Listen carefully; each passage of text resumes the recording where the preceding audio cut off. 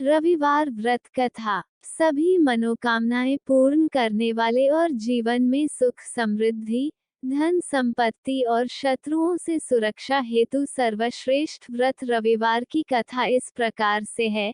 प्राचीन काल में एक बुढ़िया रहती थी। वह नियमित रूप से रविवार का व्रत करती।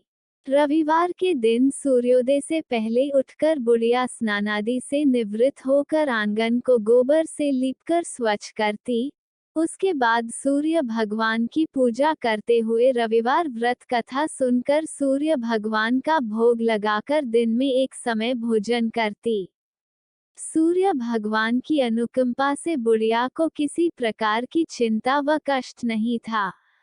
धीरे धीरे उसका घर धन धान्य से भर रहा था। उस बुढ़िया को सुखी होते देख उसकी पड़ोसन उससे बुरी तरह जलने लगी।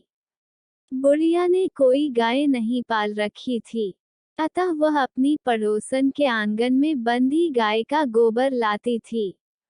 पड़ोसन ने कुछ सोचकर अपनी गाय को घर के भीतर बांध दिया। रविवार को गोबर न मिलने से बुढ़िया अपना आंगन नहीं लीप सकी। आंगन न लीप पाने के कारण उस बुढ़िया ने सूर्य भगवान को भोग नहीं लगाया और उस दिन स्वयं भी भोजन नहीं किया। सूर्यास्त होने पर बुढ़िया भूखी प्यासी सो गई। रात्रि में सूर्य भगवान ने उसे स्वप्न में दर्शन दिए और व्रत न करने तथा उन्हें भोग न लगाने का कारण पूछा। बुढ़िया ने बहुत ही करुण स्वर में पड़ोसन के द्वारा घर के अंदर गाय बांधने और गोबर न मिल पाने की बात कही। सूर्य भगवान ने अपनी अनन्य भक्त बुढ़िया की परेशानी का कारण जानकर उसके सब दुख दूर करते हुए कहा, हे माता, तुम प्रत्येक रविवार को मेरी पूजा और व्रत करती हो। मैं तुमसे अति प्रसन्न हूँ और तुम्हें ऐसी गाय प्रदान करता हूँ जो तुम्हारे घर आंगन को धन धान्य से भर देगी। तुम्हारी सभी मनोकामनाएं पूरी होगी। रविवार का व्रत करने वालों की मैं सभी इच्छाएं पूरी करता हूँ। मेरा व्रत करने व कथा सुनने से बांझ स्त्रियों को पुत्र की प्राप्ति होती है। स्वप्न में उस बुढ़िया को ऐसा वरदान देकर सूर्य भगवान अंतर्धान हो गए। प्रातःकाल सूर्योदय से पूर्व उस बुढ़िया की आंख खुली तो वह अपने घर के आंगन में सुंदर गाय और बछड़े को देखकर हैरान हो गई। गाय को आंगन में बांधकर उसने जल्दी से उसे चारा लाकर खिलाया। पड़ोसन ने उस बुढ़िया के आंगन में बंधी सुंदर गाय और बछड़े को देखा तो वह उससे और अधिक जलने लगी। तभी गाय ने सोने का गोबर किया। गोबर को देखते ही पड़ोसन की आंखें फट गईं। पड़ोसन ने उस बुढ़िया को आसपास न पाकर तुरंत उस गोबर को उठाया और अपने घर ले गई तथा अपनी गाय का गोबर वहां रख आई। सोने के गोबर से पड़ोसन कुछ ही दिनों में धनवान हो गई। गाय प्रतिदिन सूर्योदय से पूर्व सोने का गोबर किया करती थी और बुढ़िया के उठने के पहले पड़ोसन उस गोबर को उठाकर ले जाती थी।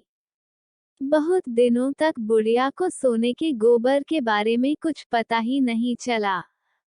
बुढ़िया पहले की तरह हर रविवार को भगवान सूर्यदेव का व्रत करती रही और कथा सुनती रही।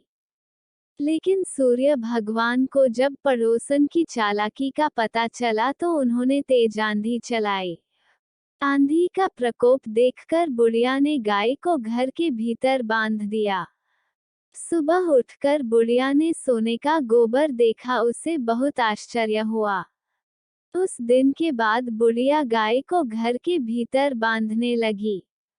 सोने के गोबर से बुढ़िया कुछ ही दिन में बहुत धनी हो गई। उस बुढ़िया के धनी होने से पड़ोसन बुरी तरह जल भूनकर राख हो गई और उसने अपने पति को समझा बुझाकर उस नगर के राजा के पास भेज दिया। राजा को जब बुढ़िया के पास सोने के गोबर देने वाली गाय के बारे में पता चला तो उसने अपने सैनिक भेजकर बुढ़िया की गाय लाने का आदेश दिया। सैनिक उस बुढ़िया के घर पहुंचे। उस समय बुढ़िया सूर्य भगवान को भोग लगाकर स्वयं भोजन ग्रहण करने वाली थी।